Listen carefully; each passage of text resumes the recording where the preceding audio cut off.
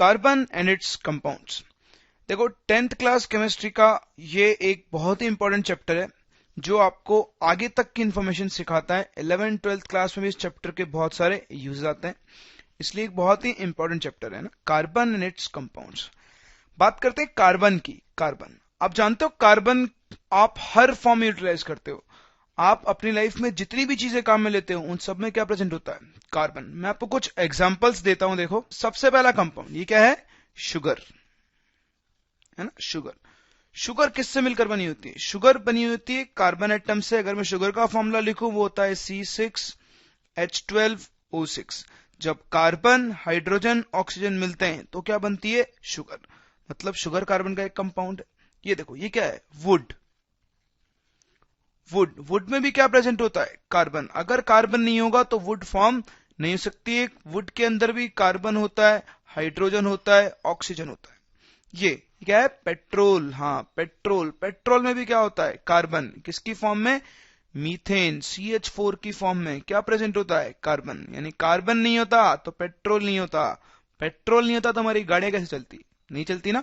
यानी कार्बन बहुत इंपॉर्टेंट हो गया। अरे इधर देखो ये क्या है? ये तो आपके कपड़े हैं। मतलब कपड़ों में भी क्या प्रेजेंट है? कपड़ों में भी कार्बन प्रेजेंट है। अगर कार्बन नहीं होता तो ये कपड़े नहीं होते। कपड़े नहीं होते ना तो आप ऐसे घूमते। इधर देखो ये घूम रहा है ना, हाँ आप भी ऐसे ही घूमते। ये क्या है? आदमी। बॉडी। हमारी बॉडी के अंदर भी क्या प्रेजेंट होता है? कार्बन। मतलब कार्बन बहुत इंपॉर्टेंट है। हर जगह कार्बन प्रेजेंट है। शुगर में कार्बन है, वुड में कार्बन है, पेट्रोल में है, इवन हमारी बॉडी के अंदर भी कार्बन है। हमारी बॉडी बनी ही कार्बन से, हमारा खाना कार्बन से बना है। यानी कार्बन एक ऐसा एलिमेंट है जो हमारी डेली लाइफ में सबसे ज्यादा इंपॉर्टेंट रोल प्ले करता है। हर चीज में कार्बन प्रेजेंट है। तो कार्बन के बहुत सारे कंपाउंड्स हैं जिनको हम अलग अलग फॉर्म में यूटिलाइज करते हैं। इन्हीं सब कंपाउंड से हम डील करेंगे हमारे chapter carbon and it's compounds में। तो सबसे पहले मिलते हैं कार्बन से और पता करते हैं कार्बन क्या होता है और इसकी क्या क्या प्रॉपर्टीज होती हैं। कार्बन। देखो कार्बन का सिंबल क्या होता है? C। ये आप अच्छी तरह जानते हो। सबसे पहले हम बात करते हैं इसके एटॉमिक नंबर की। बताओ कार्बन का एटॉमिक नंबर कितना होता है? वेरी गुड, कितना होता है? 6। दूसरी चीज हम बात कर रहे हैं इसके इलेक्ट्रॉनिक कॉन्फ़िगरेशन की। इलेक्ट्रॉनिक कॉन्फ़िगरेशन, आपने इसका इलेक्ट्रॉनिक कॉन्फ़िगरेशन लिखना सीखा है। तो बताओ कार्बन का इलेक्ट्रॉनिक कॉन्फ़िगरेशन कितना होगा? कार्बन के अंदर टोटल 6 इलेक्ट्रॉन है, जितना इसका एटॉमिक नंबर होता है। तो K शेल में कितने इलेक्ट्रॉन जाएंगे? 2। और L शेल में कितने इलेक्ट्रॉन जाएंगे? 4। 2 + 4 कितना हो गया? 6। यानी कार्बन का कॉन्फ़िगरेशन क्या होता है? 2,4। ये आप अच्छी तरह जानते हो कि आउटर मोस्ट शेल को हम कौन सा शेल बोलते हैं? Valence shell. तो कार्बन के वैलेंस शेल में कितने इलेक्ट्रॉन्स हैं? 4। आगे बात करते हैं अबाउट वैलेंसी ऑफ कार्बन, है ना। वैलेंसी ऑफ कार्बन ये इंपॉर्टेंट है, बहुत इंपॉर्टेंट है। देखो कार्बन के वैलेंस शेल में कितने इलेक्ट्रॉन्स हैं? 4। कार्बन के वैलेंस शेल में 4 इलेक्ट्रॉन्स हैं। और हमने पढ़ा है ऑक्टेट रूल जो कहता है कि आउटर मोस्ट शेल में कितने इलेक्ट्रॉन्स होने चाहिए? 8। तो क्या कार्बन के वैलेंस शेल में 8 इलेक्ट्रॉन्स हैं? नहीं। तो कार्बन क्या करेगा ना, अपने ऑक्टेट को कंप्लीट करने के लिए कार्बन या तो 4 इलेक्ट्रॉन एक्सेप्ट कर लेगा और क्या बना लेगा? C4-, है ना। कार्बन को अगर आप 4 इलेक्ट्रॉन दोगे तो उस पर -4 चार्ज आएगा, या फिर ये 4 इलेक्ट्रॉन लूज कर देगा। हर एक इलेक्ट्रॉन निकलने पर 1 प्लस चार्ज आता है, तो 4 इलेक्ट्रॉन निकलने पर कार्बन पर कौन सा चार्ज आएगा? 4+ चार्ज। तो अपनी वैलेंसी के लिए कार्बन या तो 4 इलेक्ट्रॉन एक्सेप्ट कर सकता है या फिर 4 इलेक्ट्रॉन लूज कर सकता है। अब देखो इनमें ना कुछ प्रॉब्लम है। कार्बन एक साथ 4 इलेक्ट्रॉन एक्सेप्ट नहीं कर सकता। क्यों नहीं कर सकता? कार्बन का साइज बहुत छोटा होता है ना, बहुत छोटा होता है कार्बन का साइज। और उसमें अगर आप इलेक्ट्रॉन्स भरना चालू करो तो इलेक्ट्रॉन्स के बीच में रिपल्शन क्या होता है? बहुत ज्यादा, क्योंकि साइज छोटा है। आप एक के बाद एक एक्स्ट्रा इलेक्ट्रॉन ऐड करते जा रहे हो तो इलेक्ट्रॉन्स के बीच में रिपल्शन क्या हो जाएगा? बहुत ज्यादा। इस रिपल्शन की वजह से कार्बन 4 इलेक्ट्रॉन लेना नहीं चाहेगा। मतलब ये प्रोसेस पॉसिबल नहीं है। कार्बन एक साथ 4 इलेक्ट्रॉन एक्सेप्ट नहीं कर सकता। दूसरा प्रोसेस देखते हैं। कार्बन 4 इलेक्ट्रॉन लूज कर रहा है। जैसा मैंने आपको बताया, कार्बन का साइज बहुत छोटा है, इसके वैलेंस शेल में 4 इलेक्ट्रॉन्स हैं।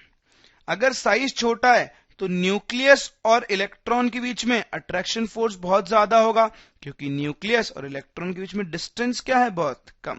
तो कार्बन का छोटा साइज होने की वजह से इसके न्यूक्लियस और इसके इलेक्ट्रॉन के बीच में जो डिस्टेंस है वो क्या है, बहुत कम।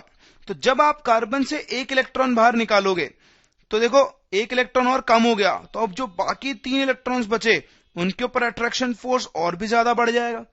अट्रैक्शन फोर्स बढ़ गया तो अब इलेक्ट्रॉन को निकालने में आपको और ज्यादा एनर्जी देनी पड़ेगी। दूसरा इलेक्ट्रॉन निकालोगे तो फिर 2 ही इलेक्ट्रॉन बचेंगे, इन पर अट्रैक्शन फोर्स और ज्यादा हो जाएगा। मतलब जैसे जैसे आप इलेक्ट्रॉन बाहर निकालते जा रहे हो अट्रैक्शन फोर्स बढ़ता जा रहा है। इसका मतलब आप कार्बन से चारों इलेक्ट्रॉन नहीं निकाल पाओगे। आप एक इलेक्ट्रॉन निकालोगे अट्रैक्शन फोर्स बढ़ेगा, दूसरा निकालोगे अट्रैक्शन फोर्स बढ़ेगा, तीसरा निकालोगे अट्रैक्शन फोर्स और ज्यादा बढ़ जाएगा।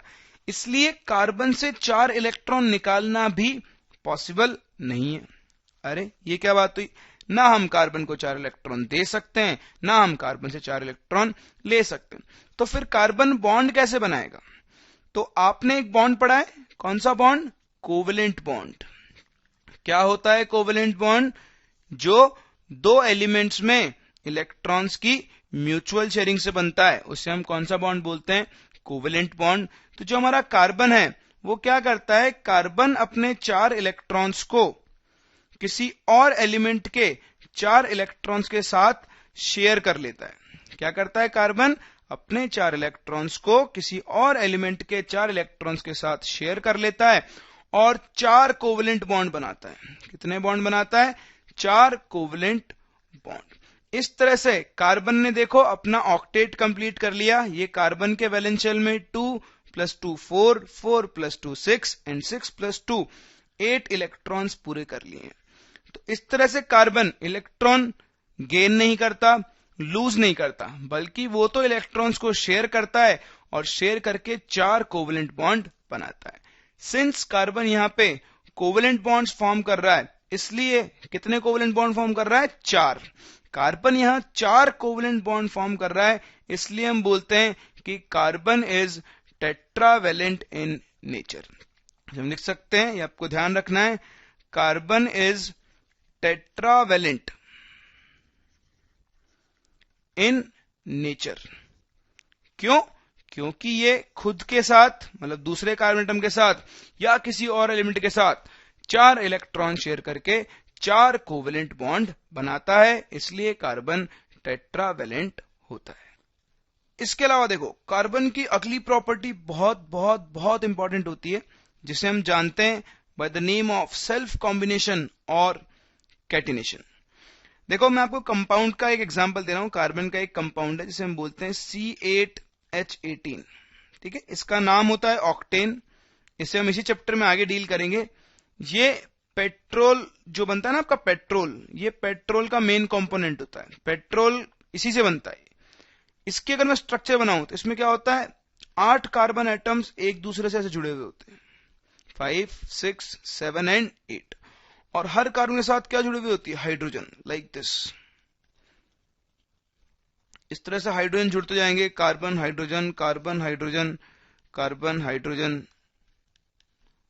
Like this.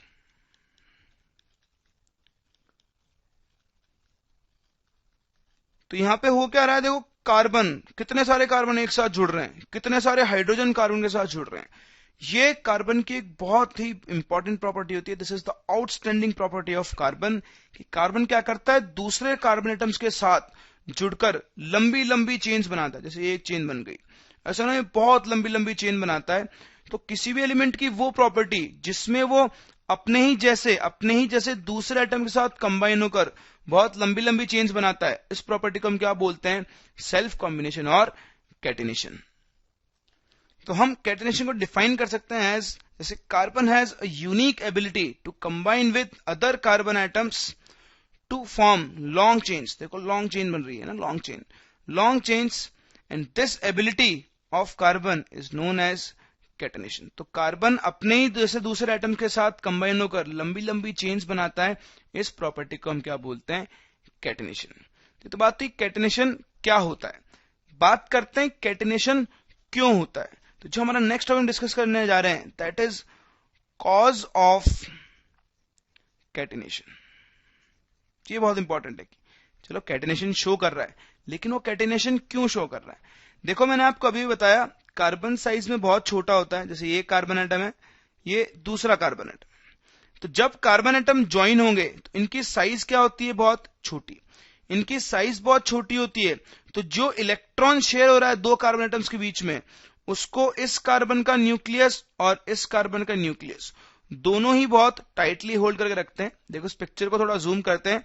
सपोज ये कार्बन एटम है, ये उसका न्यूक्लियस, ये दूसरा कार्बन एटम है और ये उसका न्यूक्लियस। जब इन दोनों के बीच में इलेक्ट्रॉन्स की शेयरिंग होगी तो यहां बीच में मैं इलेक्ट्रॉन्स बना रहा हूं, ठीक है। मान लो ये आपके शेयर्ड इलेक्ट्रॉन्स हैं, ठीक। ये इलेक्ट्रॉन क्या करते हैं, इस न्यूक्लियस को भी अपनी तरफ अट्रैक्ट कर रहे हैं और इस न्यूक्लियस को भी क्या कर रहे हैं, अपनी तरफ अट्रैक्ट कर रहे हैं। यानी इन इलेक्ट्रॉन्स ने इन दोनों न्यूक्लियस को बीच में बांधा हुआ है। छोटा साइज होने की वजह से न्यूक्लियस और इलेक्ट्रॉन्स के बीच में डिस्टेंस क्या है, कम। यहां भी न्यूक्लियस और इलेक्ट्रॉन्स के बीच में डिस्टेंस क्या है, कम। तो सिंस कार्बन का साइज बहुत छोटा होता है तो इसके न्यूक्लियस और बीच में जो शेयर्ड इलेक्ट्रॉन्स हैं उनके बीच में डिस्टेंस बहुत कम होती है।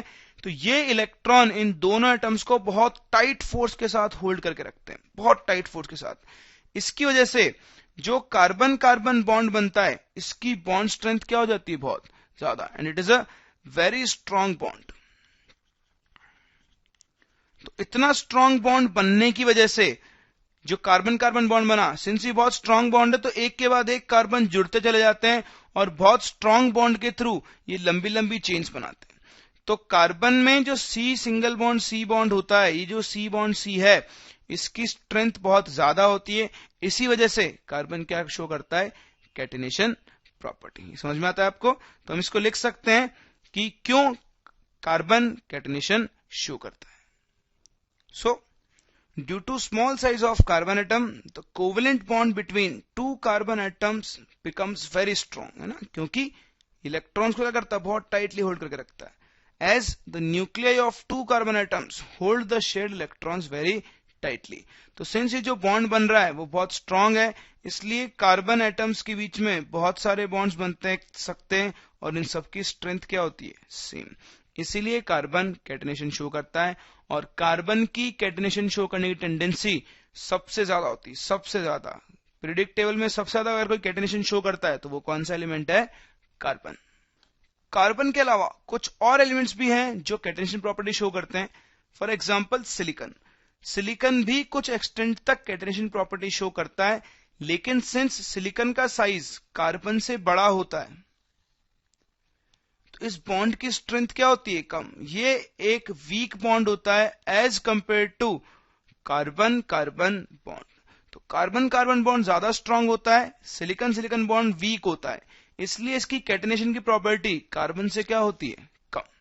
सिलिकॉन के अलावा नाइट्रोजन, फास्फोरस, सल्फर ये भी कुछ हद तक कैटेनेशन शो करते हैं। जैसे फास्फोरस का मैं एग्जांपल लूं, फास्फोरस एक इस फॉर्म में एग्जिस्ट करता है, P4 की फॉर्म में, जहां पे वो ऐसे फास्फोरस फास्फोरस के बीच में सिंगल बॉन्ड्स बनाता है, लेकिन ये कार्बन की तरह बहुत लंबी लंबी चेन्स नहीं बनाता है। क्यों, सेम रीजन, फास्फोरस का साइज बड़ा होता है as compare to carbon, bond की स्ट्रेंथ क्या होती है, कम। This is a weak bond as compare to this carbon carbon bond. तो सबसे ज्यादा कैटेनेशन शो करने की प्रॉपर्टी किसकी होती है, कार्बन की। तो ये कुछ इंपॉर्टेंट प्रॉपर्टीज थी ऑफ एलिमेंट कार्बन। नेक्स्ट हम बात करते हैं about occurrence of carbon in nature, कि आखिर नेचर में कार्बन कौन कौन सी फॉर्म में एग्जिस्ट करता है। तो देखो नेचर में कार्बन दो फॉर्म्स में एग्जिस्ट करता है, एक फ्री स्टेट और दूसरी होती है कंबाइंड स्टेट। नेचर में कार्बन इन दो फॉर्म्स में एग्जिस्ट करता है। फ्री स्टेट, फ्री स्टेट का मतलब होता है यहां पर सिर्फ और सिर्फ कार्बन प्रेजेंट होता है, कार्बन के अलावा कोई और दूसरा एलिमेंट प्रेजेंट नहीं होगा। एग्जांपल्स जैसे ग्रेफाइट, ग्रेफाइट में सिर्फ और सिर्फ क्या प्रेजेंट होता है? कार्बन। दूसरा एग्जांपल डायमंड, यहां पर भी सिर्फ कौन प्रेजेंट होता है? कार्बन। तीसरा एक और एग्जांपल इंटरेस्टिंग, फुलरिन। इसको हम इसी चैप्टर में आगे पढ़ेंगे। आपने आज तक कभी फुलरिन का नाम नहीं सुना होगा, इसलिए हम अभी इसको यहां डिस्कस नहीं करें। ग्रेफाइट और डायमंड का नाम आपने सुना है, ये कार्बन की प्योर फॉर्म्स होती हैं। इनमें सिर्फ कार्बन प्रेजेंट होता है और कोई दूसरा एलिमेंट प्रेजेंट नहीं होता। दूसरी आती है कंबाइंड स्टेट। कंबाइंड स्टेट में क्या होता है? कार्बन इज प्रेजेंट और it combines with other elements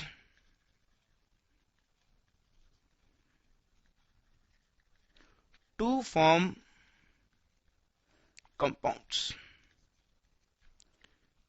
यानी यहां पर ये कार्बन की फॉर्म में नहीं मिलता, कार्बन के डिफरेंट डिफरेंट कंपाउंड्स की फॉर्म में मिलता है। और बहुत सारे हैं, बहुत सारे, जैसे CO2 carbon dioxide, glucose C6H12O6, sugar C12H22O11। ये किसका फॉर्मूला होता है? शुगर का। ये किसका फॉर्मूला होता है? ग्लूकोज का। पेट्रोल, पेट्रोल क्या होता है? C8H18। और भी बहुत सारे carbonates, calcium carbonate, magnesium carbonate. तो कार्बन बहुत सारे एलिमेंट्स के साथ कंबाइन होता है और डिफरेंट डिफरेंट कंपाउंड्स की फॉर्म में नेचर में एग्जिस्ट कर सकता है। तो बेसिकली कार्बन दो फॉर्म्स में एग्जिस्ट करता है, एक फ्री स्टेट जो सिर्फ और सिर्फ किससे मिलकर बनी होती है? कार्बन से। दूसरी कंबाइंड स्टेट जिसमें कार्बन दूसरे एलिमेंट के साथ कंबाइन होकर डिफरेंट डिफरेंट कंपाउंड्स बनाता है। तो हम लोग सबसे ज्यादा इंटरेस्टेड हैं in free state of carbon, और अब हम डिस्कस करने जा रहे हैं कि ये ग्रेफाइट, डायमंड, फुलरिन आखिर होते क्या हैं, दिखते कैसे हैं और इनकी प्रॉपर्टीज क्या होती हैं। तो चलो डिस्कस करते हैं स्ट्रक्चर ऑफ ग्रेफाइट, डायमंड और फुलरिन हमारे नेक्स्ट टॉपिक में, जिसका नाम है एलोट्रोप्स ऑफ कार्बन। सबसे पहले बात करते हैं एलोट्रोप्स क्या होते हैं। तो देखो, what are allotropes? Different forms of an element which have different physical appearance and properties। यानी अलग अलग फॉर्म एक एलिमेंट की जिनकी फिजिकल अपीयरेंस भी डिफरेंट होती है और उनकी फिजिकल प्रॉपर्टीज, जैसे मास हो गया, ठीक है, साइज हो गया, बॉइलिंग पॉइंट हो गए, वो सब डिफरेंट होते हैं, but their chemical properties are same. तो एलोट्रोप्स क्या हो गए? एक ही एलिमेंट की अलग अलग फॉर्म जिनकी फिजिकल प्रॉपर्टीज तो डिफरेंट होती है लेकिन उनकी केमिकल प्रॉपर्टीज क्या होती है? सेम।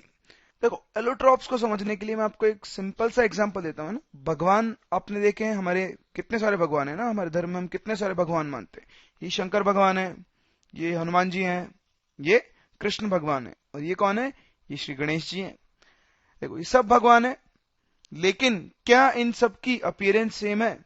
देखो, शंकर भगवान ऐसे दिखते हैं, हनुमान जी थोड़े ऐसे दिखते हैं, कृष्ण भगवान थोड़े काले हैं, गणेश जी के सिर पे हाथी का सिर लगा हुआ है।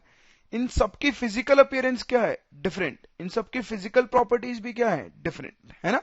लेकिन अगर हम बात करें, ये सबके सब हम इन सबकी पूजा करते हैं, इन सबकी पावर्स क्या है? सेम। यानी हम ये बोल सकते हैं कि ये जो अलग अलग आप चार पिक्चर्स देख रहे हो, ये चारों एक ही भगवान के अलग अलग फॉर्म्स हैं जिनकी फिजिकल अपीयरेंस तो डिफरेंट है लेकिन इनकी बाकी कैरेक्टरिस्टिक्स, बाकी प्रॉपर्टीज क्या है? सेम। तो ये चारों भी क्या हो गए? भगवान के एलोट्रोप्स। तो एलोट्रोप्स क्या हो गए? एक ही चीज के ना, एक ही चीज के अलग अलग फॉर्म्स जिनकी फिजिकल अपीयरेंस और फिजिकल प्रॉपर्टीज क्या हो? डिफरेंट, लेकिन सबकी मेन कैरेक्टरिस्टिक्स क्या हो, यानी केमिकल प्रॉपर्टीज क्या हो? सेम। उन्हें हम क्या बोलते हैं? एलोट्रोप्स। तो allotropes are different forms of an element which have different physical appearance and properties but their chemical properties are same। Since हम बात कर रहे हैं about कार्बन, तो कार्बन के तीन मेन एलोट्रोप्स होते हैं which are diamond, graphite and fullerene। देखो, ये तीन मेन एलोट्रोप हैं कार्बन के जिनको हमें डिस्कस करना है। तो सबसे पहले हम स्टार्ट करते हैं विद डायमंड। तो देखो, डायमंड की एक बहुत इंपॉर्टेंट प्रॉपर्टी है जो आप अच्छी तरह से जानते हो, that is it is the hardest natural substance known. Earth पे जितने भी सब्सटेंस नेचुरली एग्जिस्ट करते हैं उनमें सबसे हार्ड कौन है? डायमंड। देखो, डायमंड इतना स्ट्रांग क्यों होता है वो हम इसकी स्ट्रक्चर को देखकर बता सकते हैं। तो आओ डिस्कस करते हैं structure of diamond. Structure of diamond discuss करने से पहले जो हम पहले ही पढ़ चुके हैं, आपको अच्छी तरह बताया, carbon. Carbon is tetravalent in nature, है ना। इसका मतलब ये कितने कोवेलेंट बॉन्ड बनाएगा? 4 कोवेलेंट बॉन्ड। जानते हो आप इस चीज को। तो डायमंड में क्या होता है ना, डायमंड में डिफरेंट डिफरेंट कार्बन एटम्स, जैसे एक कार्बन एटम है, ये carbon atom 4 different carbon atoms के साथ 4 कोवेलेंट बॉन्ड बनाता है और एक टेट्राहेड्रल ज्योमेट्री में अपने आप को अरेंज करता है। तो ये एक टेट्राहेड्रल कार्बन है जो 4 अलग अलग कार्बन से 4 सिंगल कोवेलेंट बॉन्ड बना रहा है। फिर से ये जो दूसरा कार्बन है ये भी क्या करेगा? 4 अलग अलग कार्बन एटम से अटैच्ड होगा।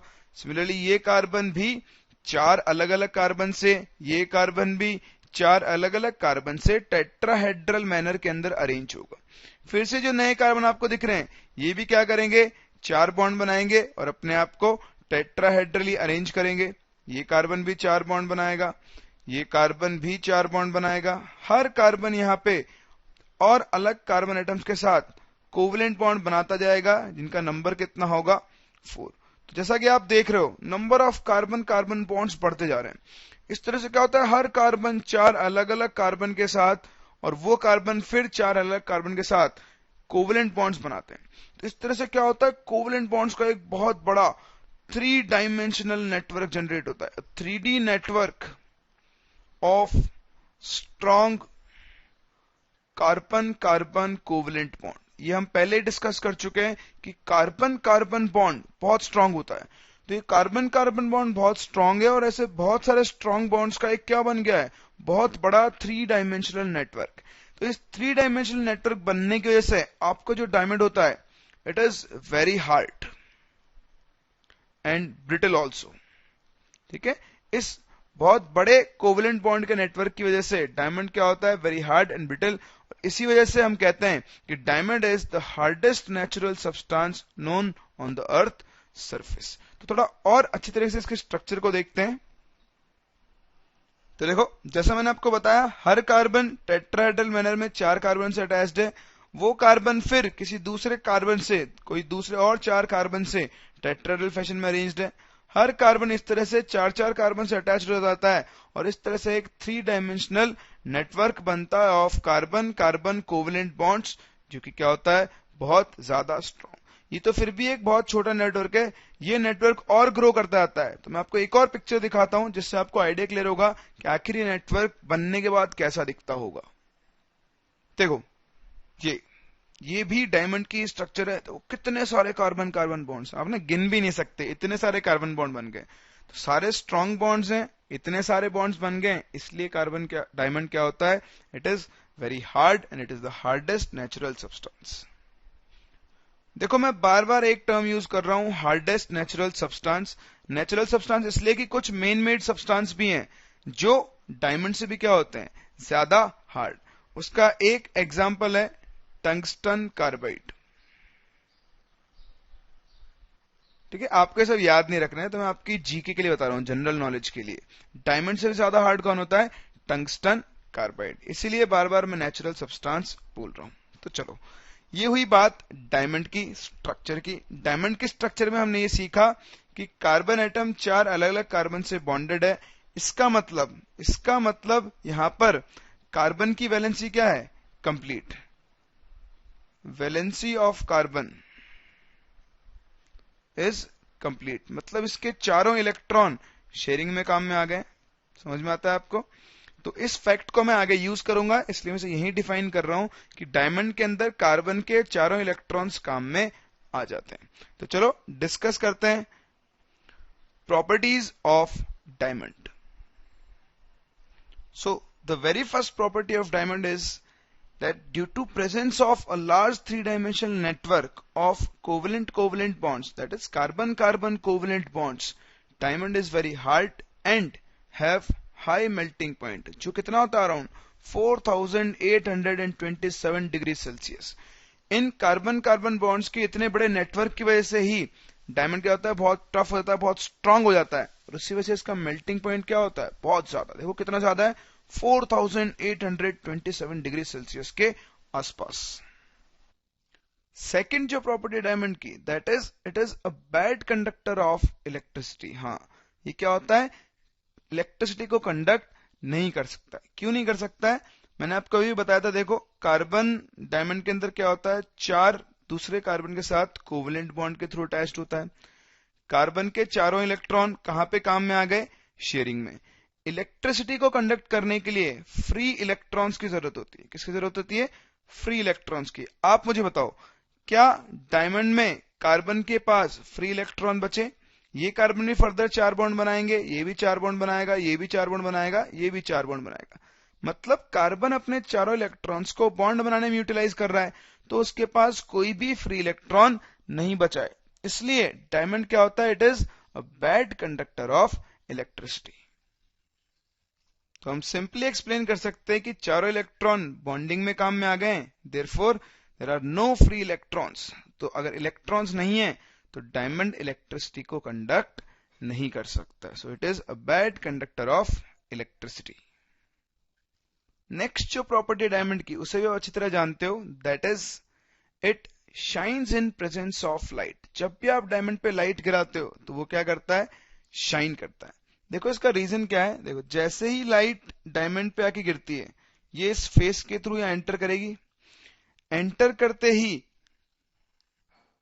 ये लाइट क्या होगी, इन फेसेस पे रिफ्लेक्ट होना स्टार्ट होगी। इस तरह से रिफ्लेक्ट होकर ये इस डायमंड के अंदर क्या हो जाएगी, ट्रैप हो जाएगी। कि देखो फेसेस के एंगल क्या है, डिफरेंट डिफरेंट। तो जैसे ही कोई लाइट रे डायमंड पे एंटर करती है, इस पे इंसिडेंट होती है और इसके फेसेस के अंदर जाकर वो क्या हो जाती है, ट्रैप हो जाती है। तो इसी वजह से लाइट के प्रेजेंस में, या जब भी डायमंड के ऊपर लाइट गिरती है, तो वो क्या करता है, शाइन करता है। तो हम सिंपली कह सकते हैं that as light ray falls on diamond it gets trapped in its interior faces. उसकी वजह से डायमंड क्या होता है, लाइट के प्रेजेंस में शाइन करता है। और इसी वजह से ये ट्रांसपेरेंट भी होता है ना। जनरली डायमंड कैसा होता है, ट्रांसपेरेंट होता है। क्यों, क्योंकि यहां पर जो भी लाइट गिरती है वो इसी के अंदर ट्रैप हो जाती है। और दूसरा, डायमंड्स कैसे होते हैं, जनरली कलरलेस। तो diamond is transparent, colorless and are have a brilliant shine in presence of light due to their specific structure.